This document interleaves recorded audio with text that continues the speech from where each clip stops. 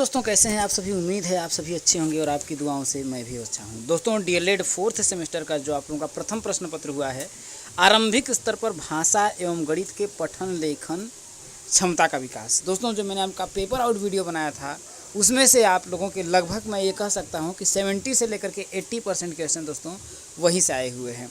अगर आप लोग देख करके गए होंगे दोस्तों तो आप लोगों को ज़रूर पता लगा होगा। चलिए दोस्तों मैं इसका सल्यूशन कराता हूँ। तो जैसा कि दोस्तों अगर आप लोग चैनल पर नए होंगे तो सब्सक्राइब जरूर करिएगा, वीडियो को दोस्तों ज़्यादा तक जितना हो सकेगा शेयर करिएगा, और शाम को आप लोगों का पेपर आउट वीडियो साइंस और मैथ की आएगी उसे दोस्तों ज़रूर देखिएगा। पहला क्वेश्चन आप लोगों का है दोस्तों, ज्ञ वर्ड जो है वो किससे बनता है। तो दोस्तों ज्ञ का अगर आपको जिसको नहीं पता है ना, इसका क्या करिए आप इसका संधि विच्छेद कर लीजिए या इसकी स्पेलिंग लिखिए। तो जी और वाई होता है, तो ज और इ से मिलकर के आप लोगों का ज्ञ वर्ड बनता है दोस्तों। तो ये आप लोगों का राइट जो आंसर आपका क्या आंसर हो जाएगा, देखिए दूसरा हो जाएगा, ज और इ से। मूल स्वर क्या होता है दोस्तों, मूल स्वर आप लोगों का अ ई उ री री, तो आपका कौन सा हो जाएगा दोस्तों, पहला वाला हो जाएगा आपका मूल स्वर। पार्श्विक वर्ड कौन सा है दोस्तों, तो इसमें से जो आप लोगों का ल जो है दोस्तों वो क्या होता है, आपका पार्श्विक वर्ड होता है। अगला आपका दोस्तों क्या है कि पठन भाषा शिक्षण का रूप है दोस्तों। तो पठन भाषा शिक्षण का जो आप लोगों का क्या है, कैसा रूप है दोस्तों, तो मौलिक रूप है। पठन भाषा शिक्षण का क्या है, मौलिक रूप है दोस्तों। अगला देखिए त्रिपथमा समानार्थी है दोस्तों। तो त्रिपथमा दोस्तों समानार्थी आपका ये कन्फ्यूजन है दोस्तों कि किसका है, आप लोग जरूर कमेंट करके बताइएगा कि त्रिपथमा जो है किसका समानार्थी है दोस्तों। अगला है आप लोगों का देखिए कि मर्त्य का विलोम है दोस्तों। तो मर्त्य का विलोम क्या होगा भाई, मर्त्य का मतलब होता है मरना, तो अमर्त्य हो जाएगा, इसका मतलब क्या होगा, अजय और अमर्त्य। आप लोगों का कौन सा हो जाएगा, अमर्त्य हो जाएगा दोस्तों। चलिए आगे बढ़ते हैं। अगला आप लोगों का क्वेश्चन है दोस्तों, योजक चिन्ह पूछा है। क्या पूछा है दोस्तों कि योजक चिन्ह इसमें से कौन सा है। तो चौथा आप लोगों का हो जाएगा दोस्तों, ये योजक चिन्ह का है। अगला दोस्तों कि दीर्घायु हो वाक्य है दोस्तों। तो एक ऐसा है कि दीर्घायु हो, ये आप लोगों का इच्छा सूचक वाक्य है दोस्तों। कैसा है आप लोगों का, इच्छा वाचक वाक्य है। वर्ष ध्वनियाँ है दोस्तों। तो वर्ष ध्वनियाँ कौन सा हो जाएगा, देखिए न ल स आप लोगों की कौन सी है, वर्ष ध्वनियाँ है दोस्तों। अगला है दोस्तों आप लोगों का कि अयोगवाह के भेद हैं, अनुस्वार अनुनासिक विसर्ग। तो आप लोगों का उपरोक्त दोस्तों आप लोगों का सही हो जाएगा। अगला है दोस्तों इसमें कि 4389 में दहाई वाला अंक। तो दोस्तों 4 3 8 9 है, तो इकाई वाला ये हो जाएगा आपका, दहाई वाला ये हो जाएगा। दहाई कितना हो जाएगा दोस्तों, आपका 8 हो जाएगा। क्या हो जाएगा, दहाई वाला अंक आप लोगों का 8 हो जाएगा दोस्तों। चलिए आगे बढ़ते हैं। अगला जो क्वेश्चन क्या पूछा दोस्तों, अंतस्थ व्यंजन। तो अंतस्थ व्यंजन क्या होता है, य र ल और वह क्या होता है, अंतस्थ व्यंजन होता है दोस्तों। तो इसमें से कौन सा हो जाएगा दोस्तों, चौथा आप लोगों का राइट आंसर हो जाएगा। प्राकृतिक संख्या क्या होती है, जो संख्या दोस्तों 1 से प्रारंभ होती है और अनंत तक चली जाती है दोस्तों। तो इसमें 1 भी है, 2 भी है और 3 भी है। तो उपरोक्त क्या हो जाएगा आपका, सभी हो जाएगा दोस्तों। इसमें दिया है दोस्तों 14 से -10 है क्या, 14 से -10 है क्या तक के अंकों में सबसे छोटा अंक दोस्तों। तो 14 से -10 तक में सबसे छोटा दोस्तों, तो सबसे छोटा आप लोगों का क्या होगा, -2 हो जाएगा दोस्तों। क्या हो जाएगा, माइनस का आप लोगों का 2 हो जाएगा। क्योंकि दोस्तों आप ऐसे समझ लीजिए ना कि मेरे पास 2 रुपये है, तो इसका मतलब मैं 2 रुपये प्लस में हूँ, और -2 का मतलब मैं 2 रुपये क्या हूँ, कर्ज में हूँ दोस्तों। तो इस तरीके से आप लोग समझने का प्रयास करिए। अगला दोस्तों परस्पर मेल के आधार पर व्यंजन है, संयुक्त और द्वित्व। हाँ दोस्तों संयुक्त भी व्यंजन हो जाता है और द्वित्व भी हो जाता है दोस्तों परस्पर मेल से। तो आप लोगों का 1 और 2 क्या हो जाएगा, दोनों हो जाएगा दोस्तों। तो चलिए आगे बढ़ते हैं। अगला क्वेश्चन आप लोग देखते हैं दोस्तों, आप लोगों का कितना सही हुआ है जरूर आप लोग बताइएगा दोस्तों। अगला है दोस्तों, भाषा के प्रमुख अंग कौन कौन से हैं दोस्तों। तो दोस्तों भाषा का क्या पूछा है, आपका प्रमुख अंग पूछा है दोस्तों। तो भाषा का प्रमुख अंग जैसे आपका देखिए क्या हो जाएगा, ध्वनि हो जाएगा, और क्या हो जाएगा आपका दोस्तों, शब्द हो जाएगा, और क्या हो जाएगा, वाक्य हो जाएगा, और क्या हो जाएगा, अर्थ हो जाएगा। ये आपका भाषा के प्रमुख अंग हैं दोस्तों। पठन के 2 उद्देश्य इसमें पूछा है दोस्तों। पठन का 2 उद्देश्य दोस्तों। तो पठन का उद्देश्य दोस्तों सबसे पहले हम लोग पठन कौशल का विकास करना, पहला तो उद्देश्य यही लिख सकते हैं। देखिए पठन कौशल का विकास करना, पठन जो कौशल है उसका विकास करना। दूसरा बोल सकते हैं दोस्तों सामाजिक विषयों का ज्ञान, ये सभी आप लिख सकते हैं दोस्तों। अगला है दोस्तों हलंत किसे कहते हैं। क्या पूछ रहा है दोस्तों? हलंत किसे कहते हैं? तो दोस्तों हम ये बोल सकते हैं कि हलंत का जो प्रयोग है दोस्तों, क्या कि हलंत का जो आप लोगों का प्रयोग है वो किस लिए किया जाता है दोस्तों? मतलब कि व्यंजनों को स्वर रहित करने के लिए किया जाता है दोस्तों। ठीक है, जैसे कि आप बोल सकते हैं जैसे कि क है दोस्तों, अगर इसको हलंत का अगर हम इस्तेमाल कर देते हैं, जैसे ये आपका हलंत का चिन्ह है इसका, तो ये स्वर रहित हो जाता है। तो इसके अब आप ऐसे बोल सकते हैं कि जिसके अंत में स्वर रहित व्यंजन वर्ण हो उसे हलंत कहते हैं। क्या? जिसके अंत में स्वर रहित व्यंजन वर्ण, जैसे क है तो इसमें दोस्तों स्वर है लेकिन स्वर रहित करने के लिए हलंत का प्रयोग करेंगे तो ये क जो है स्वर रहित हो जाएगा दोस्तों। तो इस तरीके से आप लिख सकते हैं। तो दोस्तों अगला है कि अयोगवाह किसे कहते हैं दोस्तों। ठीक है, तो दोस्तों आप बोल सकते हैं ना कि अयोगवाह क्या होता है दोस्तों? ऐसे वर्ड दोस्तों जिनकी गणना न तो स्वर में की जाती है और न ही व्यंजन में की जाती है। क्या दोस्तों? जिनकी जो गणना है ना तो आपका किस में स्वर में किया जाएगा और ना ही किस में व्यंजन में किया जाएगा, उनको अयोगवाह कहते हैं।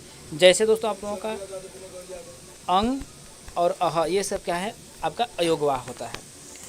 अगला क्या है दोस्तों? समास किसे कहते हैं? क्या दोस्तों? समास किसे कहते हैं दोस्तों? तो समास बोल सकते हैं दोस्तों कि दो या दो से अधिक शब्दों से मिलकर बने हुए एक नवीन एवं सार्थक शब्द को समास बोलते हैं। क्या दोस्तों? दो या दो से अधिक, क्या दोस्तों?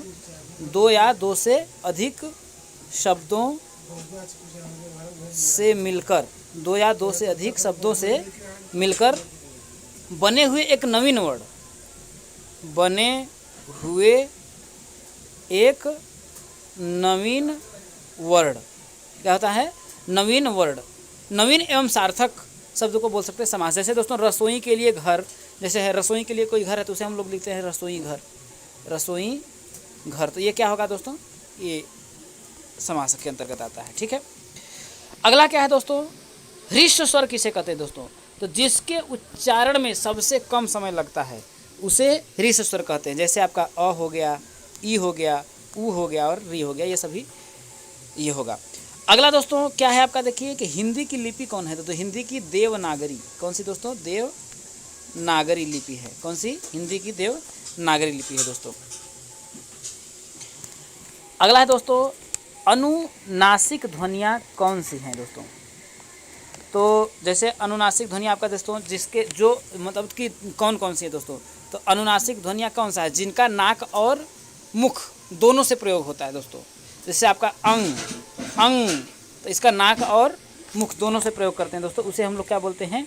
अनुनासिक ध्वनियाँ होते हैं। जिसके ऊपर चंद्र बिंदु लग जाता है, जैसे कि आ बोलते हैं दोस्तों, आ, तो ये भी इस तरीके से भी आपका क्या होता है? अनुनासिक ध्वनियाँ होती हैं दोस्तों। गणित के अवयव दोस्तों, तो पहला तो आपका कौन सा हो जाएगा दोस्तों? तत्समक अवयव हो जाएगा। गणित के अवयवों का नाम पूछ रहा है दोस्तों, तो सॉरी आप लोगों का कौन सा हो जाएगा? देखिए तत्समक अवयव हो जाएगा, तत्समक अवयव, और संवर्रक हो जाएगा, संवरक हो जाएगा, साहचर्य हो जाएगा।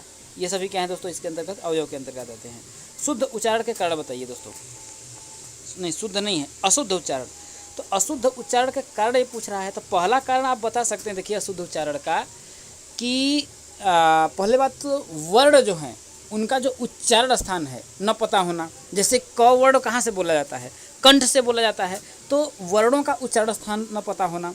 दूसरी बात मात्राओं का सही से ज्ञान न होना कि भाई जैसे क है तो ई की छोटी मात्रा है तो की, बड़ी मात्रा है तो की। तो भाई पहला चीज़ क्या है कि वर्णों का उच्चारण स्थान, वर्णों का जो है उच्चारण स्थान का पहले पता न हो।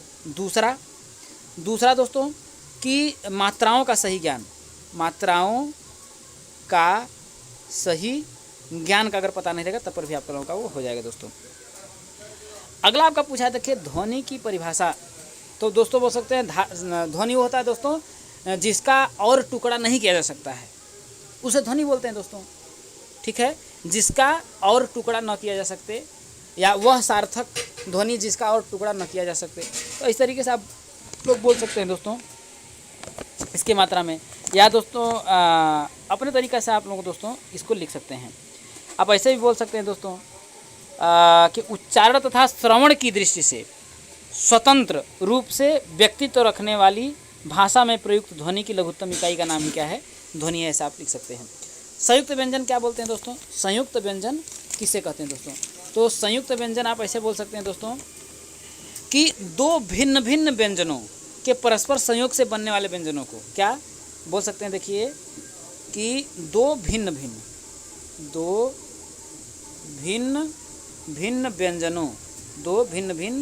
व्यंजनों के परस्पर संयोग से बनने वाले जो वर्ण होते हैं उसे क्या बोलते हैं? तो संयुक्त व्यंजन कहते हैं। जैसे आपका ज्ञ हो गया, स्र हो गया, छ हो गया, ये सभी क्या है? संयुक्त व्यंजन है दोस्तों। अगला श्रुत लेख क्या है दोस्तों? इसका महत्व बताइए। तो देखिए श्रुत लेख का मतलब होता है सुनकर के किसी चीज़ को लिखना।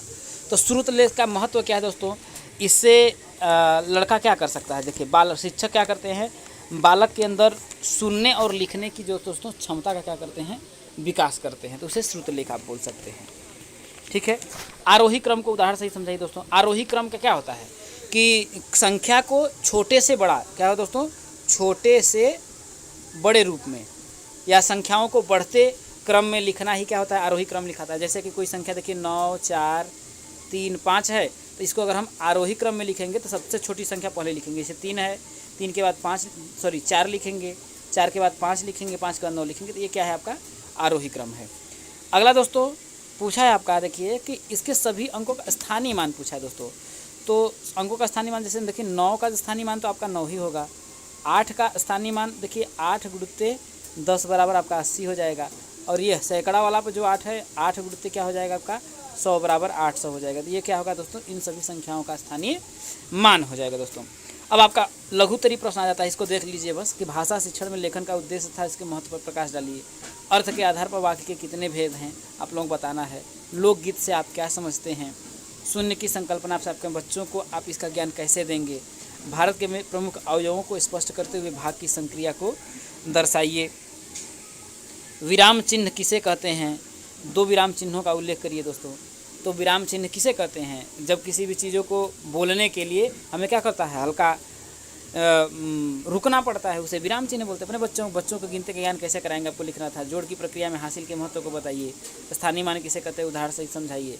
कहानी शिक्षण के लाभ बताइए। तो इस तरीके से दोस्तों आप लोगों का उम्मीद है कि पेपर आउट जो वीडियो मैंने बनाया था उसमें से दोस्तों आप लोगों का बहुत से पेपर आए हैं, बहुत से क्वेश्चंस जो हैं आप लोगों का आए हुए हैं। आप लोगों को कैसी वीडियो लगी दोस्तों ज़रूर बताइएगा। चैनल पर नए होगा सब्सक्राइब जरूर करिएगा। मिलेंगे दोस्तों आप लोगों का अगले वीडियो में आप लोगों अगले प्रश्नों को लेकर के। तब तक के लिए दोस्तों जय हिंद, वंदे मातरम।